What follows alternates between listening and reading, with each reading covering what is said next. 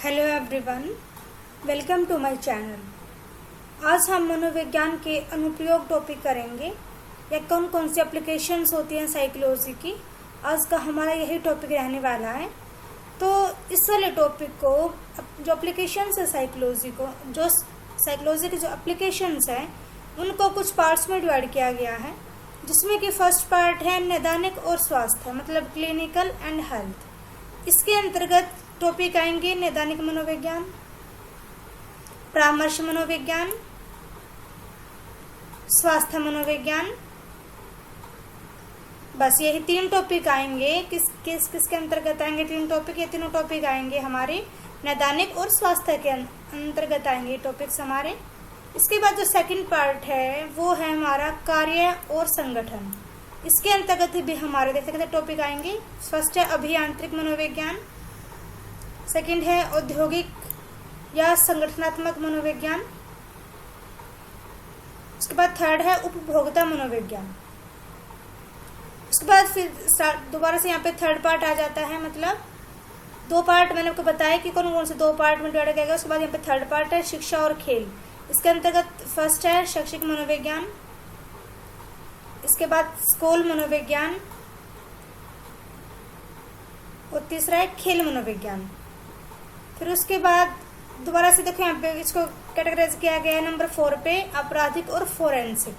इसके अंतर्गत फर्स्ट है फोरेंसिक मनोविज्ञान, आपराधिक मनोविज्ञान, और जो फिफ्थ पार्ट है वो है इसमें वातावरण, मतलब पांचवा ये मतलब एक कहते हैं तो हमें क्षेत्र है जिसके अकॉर्डिंग इसको बांटा गया है एप्लीकेशंस ऑफ साइकोलॉजी को। तो इसमें फर्स्ट आएगा हमारा पर्यावरणीय मनोविज्ञान। उसके बाद जो 6 पार्ट है वो है सैन्य व विमानन। ये हमारा लास्ट मतलब कैटेगराइज का एक वे है या एक एरिया कह सकते हैं हम। ये है सैन्य और विमानन, जिसमें कि फर्स्ट होगा सैन्य मनोविज्ञान और सेकंड होगा हमारा विमानन मनोविज्ञान। तो मैंने आपको एक थोड़ा सा मतलब ये बताया है कि किस तरीके से हमारा टॉपिक ये रहेगा। थोड़ा सा बड़ा टॉपिक है बट मैंने यहाँ पे शॉर्ट करके आप सबके लिए लिखा है। तो हम स्टार्ट करते हैं। आज का टॉपिक हमारा थोड़ा बड़ा लेंथी वीडियो जाने वाली है ये, तो आप कोशिश कर रहे हैं एक बार ध्यान से देखने की, क्योंकि इम्पोर्टेंट टॉपिक है ये। तो स्टार्ट करते हैं हम हमारा आज का टॉपिक मनोविज्ञान के अनुप्रयोग या एप्लीकेशंस ऑफ साइकोलॉजी। सुनिए, हमारा फर्स्ट जो पार्ट है वो है नैदानिक और स्वास्थ्य, मतलब कि क्लिनिकल एंड हेल्थ। फिर इसी के अंदर जो हमारा फर्स्ट पार्ट है वो हमारा है नैदानिक मनोविज्ञान, मतलब कि क्लिनिकल साइकोलॉजी। जो नैदानिक मनोविज्ञान होता है उसमें जो मनोचिकित्सक जो होते हैं, साइकेट्रिस्ट जो होते हैं, वो सारी समस्याओं की जांच करते हैं या उनका निदान करते हैं कि मतलब कि क्या प्रॉब्लम है, कैसे मतलब हम उसको उपचार करेंगे।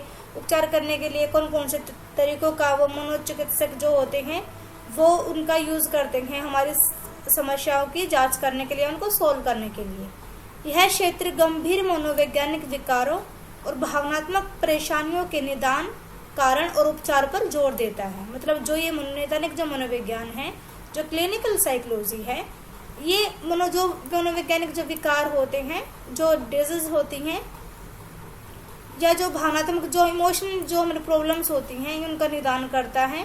जब उनको ये डायग्नोसिस करता है, उनके रीजंस को जानता है और उनका ये उपचार कर देता है। लेकिन पहले तो उसकी पहचान करेगा कि प्रॉब्लम क्या है, रीजन क्या है, और देन उसका वो उपचार कर देगा। ये होता है नैदानिक मनोविज्ञान। जैसे देखिए, ये मतलब यहाँ पे एक पेशेंट है जिसमें कि मतलब जिसका माइंड बिल्कुल उलझा हुआ है, बट जो ये मनोचिकित्सक है ये इसके माइंड की मतलब जो उलझने हैं उनको ये सुलझाने की कोशिश कर रही है।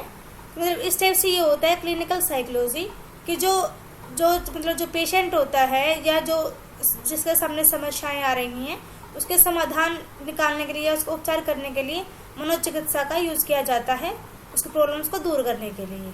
तो नेक्स्ट हमारा टॉपिक है वो है परामर्श मनोविज्ञान, मतलब कि काउंसलिंग साइकोलॉजी। परामर्श साइकोलॉजी को आपको पता ही होगा, ये काफी हद तक नैदानिक मनोविज्ञान के समान ही है। मतलब कि इस जो हमने की है ये अभी क्लिनिकल साइकोलॉजी, इसके जैसी ही है, ये सिमिलर सी है। बट परामर्श मनोविज्ञान जो होता है वो एक विशिष्ट समस्या वाले व्यक्तियों की सहायता करते हैं। मतलब एक स्पेसिफिक प्रॉब्लम होनी चाहिए, जैसे कि कैरियर की योजना कैसे बनाया जाए, मतलब कैसे हम अपने कैरियर के लिए हम प्लान करते हैं, प्री प्लान हम करते हैं अपने कैरियर को लेके। तो उस टाइप से ये हमारी काउंसलिंग करते हैं। जो ये मनोचिकित्सक होते हैं वो हमारी काउंसलिंग करते हैं, इनको हम काउंसलर बोलते हैं। अधिक प्रभावी कौशल कैसे विकसित किए जाए, मतलब कैसे हम अपने अंदर बहुत इफेक्टिव हम स्किल्स डाल सकते हैं अपने अंदर, हम मतलब कैसे हम डेवलप करेंगे।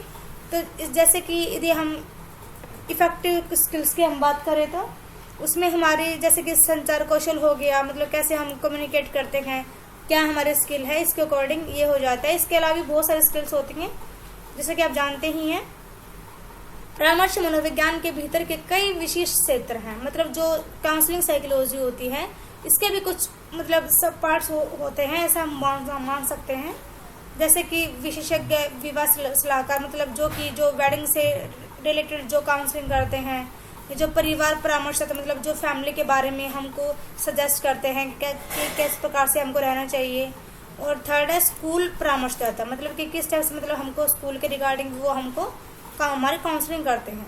तो देखिए जैसे ये यहाँ पे काउंसलर है, मनोचिकित्सक क्या बोल सकते हैं हम इनको, और ये इसकी प्रॉब्लम को जानने की कोशिश कर रही हैं। तो मतलब ये एक तरीके से यदि हम देखो तो ये इसकी काउंसलिंग ही है, और ये नैदानिक साइकोलॉजी के या काउंसलिंग क्लिनिकल साइकोलॉजी के समान ही है ये। तो नेक्स्ट जो हमारा थर्ड है वो है स्वास्थ्य मनोविज्ञान, मतलब कि हेल्थ साइकोलॉजी। मनोविज्ञान के उभरते क्षेत्रों में से एक स्वास्थ्य मनोविज्ञान है, मतलब कि जो बहुत सारे क्षेत्र हैं मनोविज्ञान के, तो उनमें से एक बहुत ही मतलब एक उभरता हो, मतलब एक नया क्षेत्र हम कह सकते हैं, नया ये एक एरिया है, वो है स्वास्थ्य मनोविज्ञान। इट मीन्स की हेल्थ साइकोलॉजी, जिसमें कि स्वास्थ्य, बीमारी और स्वास्थ्य संबंधी व्यवहारों का वैज्ञानिक अध्ययन होता है। मतलब कि क्या प्रॉब्लम है हेल्थ के रिगार्डिंग, क्या डिजीज है या क्या ऐसे बिहेवियर है जो कि ठीक नहीं है, जिसके बारे में हमको उसको उपचार कराना है। तो उन सब की स्टडी हमारी हेल्थ साइकोलॉजी के अंतर्गत ही होती है। जो स्वास्थ्य मनोवैज्ञानिक होते हैं उनका मेन जो मोटिव होता है वो क्या होता है कि व्यवहार को प्रभावित करने वाले कारकों का पता लगाना, कि कौन कौन से ऐसे मतलब फैक्टर्स हैं जो हमारे हेल्थ को, हमारे बिहेवियर को जो इफेक्ट कर रहे हैं, जो हमारे बिहेवियर को या हमारे व्यवहार को जो इन्फ्लुएंस कर रहे हैं, कौन कौन से ऐसे फैक्टर हैं। और स्वास्थ्य को बढ़ावा देने और बीमारी को रोकने के लिए मनोवैज्ञानिक सिद्धांतों का उपयोग करना है। मतलब जो ये स्वास्थ्य मनोवैज्ञानिक होते हैं ये हमारी हेल्थ को कैसे हम अच्छा बनाएं, या कैसे हम अपनी हेल्थ एंड वेल्थ को हम अच्छा बना सकते हैं, और किन रूलों का या हम किन सिद्धांतों का पालन करके हम बीमारी को रोक सकते हैं। तो ये सब बातें हमको हेल्थ साइकोलॉजी से ही पता चलती हैं। सरकारी अस्पतालों और स्वतंत्र शोधकर्ता के साथ काम करने वाले अस्पतालों, क्लिनिकों में स्वास्थ्य मनोवैज्ञानिक होते हैं। मतलब कि जैसे हमने देखा होगा कि गवर्नमेंट हॉस्पिटल्स में जो रिसर्च सेंटर होते हैं तो उनके साथ जो काम करते हैं, जो क्लिनिक्स में काम करते हैं, वो सारे स्वास्थ्य मनोवैज्ञानिक ही होते हैं। देखिए जैसे हेल्थ साइकोलॉजी में हर मतलब जो कंसेप्ट होता है उसके ध्यान रखा जाता है, जैसे कॉग्निशन चिंतन का, मेमोरी का, लर्निंग का, society development, personality, health, wellbeing, change, stress, perception, मतलब हर चीज़ का ध्यान रखना होता है हेल्थ साइकोलॉजी में। जो मनोचिकित्सक होते हैं वो आपकी हर मतलब कॉन्सेप्ट पे वो बात करते हैं और हर वो रीज़न जानने की कोशिश करते हैं कि जिसकी वजह से आपका बिहेवियर चेंज हो रहा है या आपकी हेल्थ चेंज हो रही है। तो ये होता है हेल्थ साइकोलॉजी। नेक्स्ट यहाँ पे एरिया स्टार्ट हो जाता है कार्य और संगठन, मतलब कि वर्क एंड ऑर्गेनाइजेशन। इसमें हमारा फर्स्ट है अभियांत्रिक मनोविज्ञान। जो अभियांत्रिक मनोविज्ञान होता है उसमें हम व्यवसाय, उद्योग और सेना के लिए मशीनरी, कंप्यूटर, हवाई जहाज, ऑटोमोबाइल और इसी तरह के हम बहुत सारे डिज़ाइन जो होते हैं उन पे अनुसंधान किया जाता है, किसमें, अभियांत्रिक मनोविज्ञान में। इस क्षेत्र में काम करने वाले मनोवैज्ञानिक इस तरह के निर्देश पुस्तिका लिखने के लिए भी जिम्मेदार होते हैं जिन्हें कोई भी समझ सकता है, ताकि वे जटिल मशीनरी और घरेलू उपकरणों को संचालित कर सकें। लेकिन क्या है, मतलब ऐसे नहीं है कि जो मतलब इनका जो आविष्कार करेंगे वही सिर्फ इस वाले क्षेत्र में आएंगे, बल्कि ऐसे इंसान भी इसमें आएंगे जो मतलब ऐसी हेल्प बुक जो छाप रहे हैं या उनको लिख रहे हैं कि जिनकी हेल्प से या जिनका उपयोग करके कोई भी इंसान मशीनरी को या घरेलू उपकरणों को तो चलाना सीख जाए, वो इंसान भी इसी क्षेत्र में आएंगे अभियांत्रिक मनोविज्ञान में। तनाव को कम करने और दक्षता और कार्य आउटपुट को अधिकतम करने के लिए मानव इंजीनियरिंग ने अल्ट्रा आरामदायक ऑटोमोबाइल्स, विमान आदि विकसित करने में एक प्रमुख भूमिका निभाई है। मतलब जो स्ट्रेस होती है और हमारी जो दक्षता, जो हमारी कैपेबिलिटी है, उसको अधिक करने के लिए, मतलब तनाव को तो कम करने के लिए और दक्षता और कार्य आउटपुट को अधिक करने के लिए जो मानव इंजीनियरिंग है उसने बहुत ही मतलब आरामदायक ऑटोमोबाइल्स बनाए हैं, विमान बना दिए हैं, जिससे कि हम बहुत ज़्यादा डिस्टेंस की दूरी हम बहुत ही कम समय में हम ट्रैवल कर लेते हैं। तो ये बहुत आरामदायक ऑटोमोबाइल्स हमारे लिए बनाए हैं। तो उसके लिए जो मानव इंजीनियरिंग है उसने बहुत ही मतलब अपना इम्पोर्टेंट रोल वहाँ पे प्ले किया है। देखिए ये इंजीनियरिंग साइकोलॉजी के बारे में मैंने पे स्लाइड डाल रखी है। नेक्स्ट इसमें सेकंड पार्ट जो इसका है वो है औद्योगिक या संगठनात्मक मनोविज्ञान, इंडस्ट्रियल एंड ऑर्गेनाइजेशनल साइकोलॉजी। इसमें क्या है कि कर्मचारियों की चयन और भर्ती, मतलब जो सिलेक्शन होता है, जो ज्वाइनिंग होती है कर्मचारियों की, प्रदर्शन मूल्यांकन, मतलब कैसे वो उनके परफॉर्मेंस का वो असेसमेंट करते हैं, कार्य प्रेरणा से लेकर नेतृत्व तक के कार्य सेटिंग में व्यवहार के सभी पहलुओं की जांच करते हैं। मतलब कि हर वो पहलू जो कर्मचारियों से रिलेटेड होता है वो सब हमारा इंडस्ट्रियल एंड ऑर्गेनाइजेशन साइकोलॉजी में आ जाएगा। जैसे कि मतलब उनकी ज्वाइनिंग वगैरह, उनका सिलेक्शन, उनकी परफॉर्मेंस, किस प्रकार वो कार्य कर रहे हैं, किस प्रकार मतलब वहाँ पे लीडरशिप है, मतलब हर टाइप से हर बिहेवियर जो कि किसी भी एम्प्लॉय से रिलेटेड है वो सभी हमारा इसी में आ जाएगा, औद्योगिक या संगठनात्मक मनोविज्ञान में। उद्योगों और संगठनों की समस्याओं के लिए मनोविज्ञान का यह पहला योगदान कर्मचारियों के चयन और भर्ती में उनकी बुद्धिमत्ता योग्यता परीक्षण का उपयोग करने में रहा था। मतलब कि बहुत सारे ऐसी प्रॉब्लम्स रही उद्योगों में या फिर ऑर्गेनाइजेशंस में कि जो उनको दूर करने के लिए मनोविज्ञान का ही फर्स्ट वहाँ पे रोल रहा था या उनको उसका योगदान रहा था। और उसके लिए उन्होंने यहाँ पे बुद्धिमत्ता योग्यता परीक्षण भी उन्होंने बनाए थे, इसका यहाँ पे यूज किया गया था। आजकल कई कंपनियां कर्मचारियों को काम पर रखने और चयन के लिए अपने कार्यक्रमों में ऐसे परीक्षणों के आधुनिक संस्करण का उपयोग कर रही है। मतलब जो ये यहाँ पे जो बुद्धिमत्ता योग्यता परीक्षण बनाए गए थे इनका यूज कर रही हैं बहुत सारी कंपनियां अपनी मतलब कंपनियों में एम्प्लॉयज की नियुक्ति करने के लिए।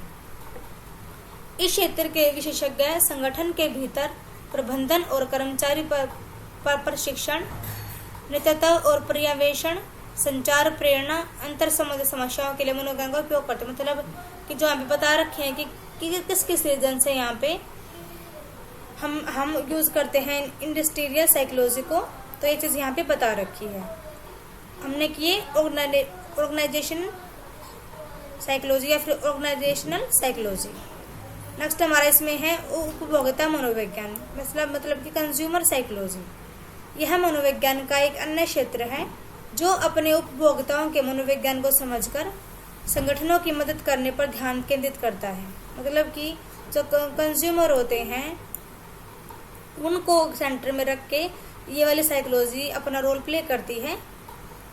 मतलब किस प्रकार से बिक्री हो रही है, किस प्रकार से बिक्री में वृद्धि हो रही है, वो सारी चीज़ें भी इसी मनोविज्ञान के अंतर्गत आ जाती हैं। जैसे कि यह क्षेत्र प्रभावी विज्ञापन उद्योगों को अपने उत्पादों को खरीदने के लिए उपभोक्ताओं को प्रभावित करने में मदद करता है। मतलब कि किस प्रकार से मतलब वो अपने अच्छे मतलब कि एडवर्टाइजमेंट बनाए तो जिससे जो उपभोक्ता हैं, मतलब जो कंज्यूमर वो उसको लेने के लिए रेडी हो जाए। मनोवैज्ञानिक विज्ञापन डिजाइन करने में मदद करते रहे हैं और प्रभावी ढंग से संदेश देते हैं ताकि वे उत्पादों को खरीदने के लिए प्रेरित हों। मतलब कि उन्होंने यहाँ पे एडवर्टाइजमेंट का डिजाइन भी बनाते हैं जो मनोवैज्ञानिक होते हैं वो, और ताकि जो उत्पादों की जो खरीद है मतलब कि वो अच्छी तरीके से जो उपभोक्ता है वो उसको खरीद सके। देखिए कंज्यूमर साइकोलॉजी यहाँ पे स्लाइड है। तो नेक्स्ट हमारा है थर्ड जो एरिया वो है शिक्षा और खेल, मतलब कि एजुकेशन एंड स्पोर्ट्स। तो उसमें हमारा फर्स्ट है शैक्षिक मनोविज्ञान, मतलब कि एजुकेशनल साइकोलॉजी। जो साइकोलॉजी होती है बहुत इंपॉर्टेंट होती है ये वाली एजुकेशन साइकोलॉजी। इंपॉर्टेंट तो सारी है बट ये ज़्यादा इंपॉर्टेंट है क्योंकि education is the base of everything. इसी वजह से शिक्षा सबसे पुराने विज्ञान में से एक है जिसके साथ मनोविज्ञान गहन रूप से जुड़ा हुआ है। अब सबको पता है जैसे कि शिक्षा एक विज्ञान है जो कि हम सदियों से देखते आ रहे हैं, और इसी के साथ मनोविज्ञान का बहुत ही गहराई रूप जुड़ा हुआ है, या फिर गहरा उसका रिलेशन है एजुकेशन के साथ साइकोलॉजी का। शिक्षा का क्षेत्र मुख्य रूप से ज्ञान और कौशल प्रदान करने के लिए प्रभावी दृष्टिकोण और तकनीकों के विकास से संबंधित है। तो जो शिक्षा का क्षेत्र है वो ज्ञान और कौशल से संबंधित है, जो लोगों को व्यक्तिगत रूप से सफल और खुश और सामाजिक रूप से उत्पादक बनाते हैं। मतलब कि जो शिक्षा का क्षेत्र है वो ज्ञान और कौशल प्रदान करने के लिए है। जो शिक्षा का क्षेत्र है वो व्यक्ति को मतलब उसको सक्सेस बनाते हैं, और उसको खुश बनाते हैं, और उसको एक सामाजिक रूप से एक अच्छा मतलब कंज्यूमर बना देते हैं। यह क्षेत्र विद्यार्थियों की क्षमता, उनकी आवश्यकता और अन्य कारकों के बीच शिक्षण के उचित तरीकों का अध्ययन करते हैं। मतलब कि क्या बच्चे की क्षमता है, क्या उसकी नीड है, क्या फैक्टर्स रहे, मतलब हर चीज़ का डीपली अध्ययन होता है एजुकेशनल साइकोलॉजी में। शिक्षा मनोविज्ञान कक्षा की गतिशीलता, शिक्षण शैली और सीखने की जांच करता है। मतलब जो एजुकेशन साइकोलॉजी है वो हर चीज़ मतलब क्या मूवमेंट हो रही है क्लास में, क्या वहाँ पे मतलब टीचर यूज़ कर रहा है टेक्निक्स या शैली क्या अपना रहा है, कैसे मतलब बच्चे की लर्निंग की जांच की जाती है। तो हर चीज़ यहाँ पे आ जाएगी हमारी एजुकेशनल साइकोलॉजी में। तो ये देखिए हमारे एजुकेशन साइकोलॉजी के बारे में हमने टॉपिक किया है ये वाला। नेक्स्ट हमारा है स्कूल मनोविज्ञान, मतलब कि स्कूल साइकोलॉजी। शैक्षिक मनोविज्ञान का एक और विशेष उप क्षेत्र है। मतलब जो शैक्षिक मनोविज्ञान है ये उसका सेकंड पार्ट है स्कूल साइकोलॉजी, और इसको स्कूल मनोविज्ञान के नाम से जाना जाता है। ये मनोवैज्ञानिक परीक्षण छात्रों की भावनात्मक और व्यावसायिक परामर्श करते हैं।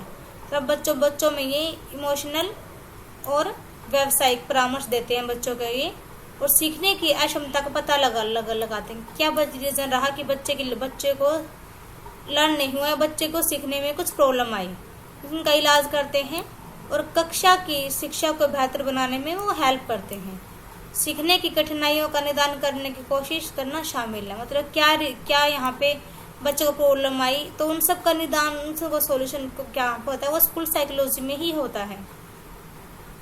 ये देखिए स्कूल साइकोलॉजी में हर टाइप से बात की जाती है, टीच से रिलेटेड, मतलब पढ़ाने से, रीडिंग से, ऑब्जर्व से, learning, research, testing, behaviour, school, strength, learn, मतलब हर चीज़, हेल्प, इमोशन, मतलब हर चीज़ आ जाएगी हमारे स्कूल साइकोलॉजी में। तो हर चीज़ हमको साथ लेके चलनी पड़ती है स्कूल साइकोलॉजी में। नेक्स्ट हमारा है खेल मनोविज्ञान, इट मीन्स की स्पोर्ट्स साइकोलॉजी। आपको नाम से पता चल रहा होगा कि यहाँ पे स्पोर्ट्स से रिलेटेड बात की जाती है। और मतलब कि जो एक खेल मनोविज्ञान होता है उसमें पहले तो डिग्री चाहिए। मतलब जो भी मतलब मनोवैज्ञानिक बनना चाहता है इस वाली फील्ड में तो उनको एक उच्च डिग्री चाहिए, या फिर खेल विज्ञान में पहली डिग्री और खेल मनोविज्ञान में उच्च डिग्री की उनको नीड होती है। यदि हम देखें तो मोटे तौर पर खेल का काम होता है किसमें? खेल मनोविज्ञान में। खेल का काम मनोवैज्ञानिकों ने 3 डोमेन में योगदान कर सकते हैं। जो मनोवैज्ञानिक हैं वो 3 तरीके से अपना योगदान दे सकते हैं। देखते हैं कौन से तरीके से। तो फर्स्ट हमारा खेल के विभिन्न मनोवैज्ञानिक पहलुओं की जांच करने के लिए अनुसंधान आयोजित करना। मतलब कि जो खेल हैं तो उसके बहुत सारे पहलू होते हैं, तो उन सब की जांच करने के लिए रिसर्च कराना, अनुसंधान कराना। सेकेंड है अनुसंधान के हाल के निष्कर्ष के बारे में। तो जो अनुसंधान हुआ उसके निष्कर्ष के बारे में छात्रों, अधिकारियों और खिलाड़ियों के बीच शिक्षा प्रदान करना था। जो यहाँ पे रिसर्च करके जो रिजल्ट आया है उसको स्टूडेंट्स को और जो अधिकारी वगैरह हैं, जो ऑफिसर्स वगैरह हैं और जो खिलाड़ी हैं, जो प्लेयर्स हैं, उनके बीच में उनको यहाँ पे एजुकेशन देना या उसके बारे में यहाँ पे इनको जानकारी देना। एंड थर्ड है मूल्यांकन में खेल मनोविज्ञान के सिद्धांतों को लागू करना। मतलब जब भी असेसमेंट करेंगे या उसको एवेल्युएट करेंगे तो जो स्पोर्ट्स साइकोलॉजी है उसके वहाँ प्रिंसिपल्स को उसको लागू किया जाए। तो ये है खेल मनोविज्ञान। ये देखिए खेल मनोविज्ञान में मतलब हर खेल के बारे में बात की जाती है और उसके रिलेटेड इसमें सारे प्रॉब्लम्स का सॉल्यूशन किया जाता है। नेक्स्ट हमारा है आपराधिक और फोरेंसिक। ये हमारा 4th एरिया है जिसके अकॉर्डिंग एप्लीकेशंस ऑफ साइकोलॉजी को डिवाइड किया गया है, क्रिमिनल्स एंड फोरेंसिक। उसमें हमारा फर्स्ट है फोरेंसिक मनोविज्ञान। जो ये मनोविज्ञान होता है ये आपराधिक न्याय प्रणाली ये मनोविज्ञान और आपराधिक मतलब इन दोनों के बीच का ये न्याय प्रणाली के बीच का ये अंतर क्षेत्र होता है फोरेंसिक मनोविज्ञान। इसमें न्यायाधीशों, वकीलों और अन्य कानूनी पेशेवरों के साथ उचित रूप से बातचीत करने में सक्षम होने के लिए संबंधित न्यायालयों में आपराधिक कानून को समझना शामिल होता है। मतलब कि क्या रीजन रहा कि जो क्रिमिनल है उसके उस साथ क्या हुआ, मतलब हर चीज को यहाँ पे अच्छे से समझा जाता है इस वाले फोरेंसिक मनोविज्ञान में, मतलब कि फोरेंसिक साइकोलॉजी में। यह मनोविज्ञान का एक महत्वपूर्ण पहलू अदालत में गवाही देने की क्षमता है। अदालत की कानूनी भाषा में मनोवैज्ञानिक निष्कर्षों का सुधार करना, कानूनी कर्मियों को इस तरह से जानकारी प्रदान करना है। मतलब कि रीजन यहाँ पे मेन का काम क्या है कि निष्कर्ष देना कि क्या कैसे, मतलब कि क्या रीजन रहा हर टाइप से, ये उसकी वहाँ पे नॉलेज देते हैं। देखिए फोरेंसिक साइकोलॉजी में डिफेंस के बारे में बात करेंगे, क्रिमिनल्स के बारे में बात करेंगे, मतलब कि केस के बारे में, असेसमेंट के बारे में, इन्फॉर्मेशन साइकोलॉजिकल, मतलब हर चीज़ के बारे में बात करेंगे यहाँ पे जो भी क्राइम से रिलेटेड है। नेक्स्ट हमारा है क्रिमिनल साइकोलॉजी, मतलब कि आपराधिक मनोविज्ञान। जो फोरेंसिक मनोविज्ञान है इसी के समान ये हमारे क्रिमिनल मनोविज्ञान भी है। दोनों मतलब थोड़े थोड़े सेम है दोनों। इन मनोवैज्ञानिकों का उद्देश्य एक आपराधिक व्यवहार के पीछे मनोवैज्ञानिक कारकों और प्रेरणा को उजागर करना है। मतलब क्या रीजन रहा जो कोई अपराधी बना है तो उसके पीछे क्या मनोवैज्ञानिक कारण रहे, क्या कारक रहे, उसको ही बाहर निकालना इन मनोवैज्ञानिकों का एक उद्देश्य होता है। एक आपराधिक मनोवैज्ञानिक आपराधिक रूपरेखा प्रोफाइलिंग या अपराधी के प्रोफाइलिंग का विकसित करने के लिए जिम्मेदार है। मतलब कि एक प्रोफाइलिंग होती है जो कि इसको हम आपराधिक रूपरेखा भी बोलते हैं कि मतलब क्या रीजन रहे। रूपरेखा वही होती है जो बताते हैं कि क्या रीजन रहे जिसकी वजह से कोई इंसान अपराधी बना है, तो उसको भी यहाँ पे उसके लिए ये रिस्पॉन्सिबल होता है। रूपरेखा या प्रोफाइलिंग एक अपराधी के मनोवैज्ञानिक और व्यवहार पैटर्न का विश्लेषण करने की तकनीक है ताकि यह पता लगाया जा सके कि क्या अपराध में एक ही अपराधी या अन्य अपराधी द्वारा किया गया था। मतलब जो प्रोफाइलिंग होती है वो क्या बताती है हमको, अपराधी के मनोवैज्ञानिक और व्यवहार का एक पैटर्न होता है, एक तकनीक है जो कि विश्लेषण करती है अपराधी के व्यवहार को, ताकि हमको ये पता चल जाए कि अपराध सिर्फ एक उसने किया या फिर उसके साथ कोई और भी वहाँ पे इन्वॉल्व था। तो देखिए क्रिमिनल साइकोलॉजी। नेक्स्ट हमारा है वातावरण, मतलब कि एनवायरनमेंट। तो उसमें हमारा फर्स्ट है पर्यावरणीय मनोविज्ञान, मतलब कि एनवायरमेंटल साइकोलॉजी। यह मनोविज्ञान का एक नवीनतम क्षेत्र है। पर्यावरण की जांच का फोकस मनोविज्ञान भौतिक पर्यावरण और मानव व्यवहार और अनुभव के बीच अंतर संबंधित है। मतलब कि जो पर्यावरण मनोविज्ञान है वो भौतिक पर्यावरण और मानव व्यवहार के बीच में वो संबंधित है। अपनी स्थापना के बाद से ही पर्यावरण मनोविज्ञान ने कई प्रकार के विषयों के विद्वानों, शोधकर्ताओं और चिकित्सकों को आकर्षित किया है, जिनमें समाजशास्त्र, भूगोल, मानव विज्ञान, चिकित्सा, वास्तुकला, योजना, बहुत सारे यहाँ पे पहलुओं को शामिल किया गया है। ये है हमारा पर्यावरण मनोविज्ञान। ये देखिए एनवायरमेंटल साइकोलॉजी, जिसमें एनवायरमेंट के बारे में बात की जाएगी, सोशल साइकोलॉजी के बारे में, health psychology, eco psychology, behaviourism, मतलब इसके बारे सारे के बारे में बात की जाएगी एनवायरमेंटल साइकोलॉजी में। नेक्स्ट हमारा है एरिया नंबर 6, सैन्य और विमानन, मतलब मिलिट्री एंड एविएशन।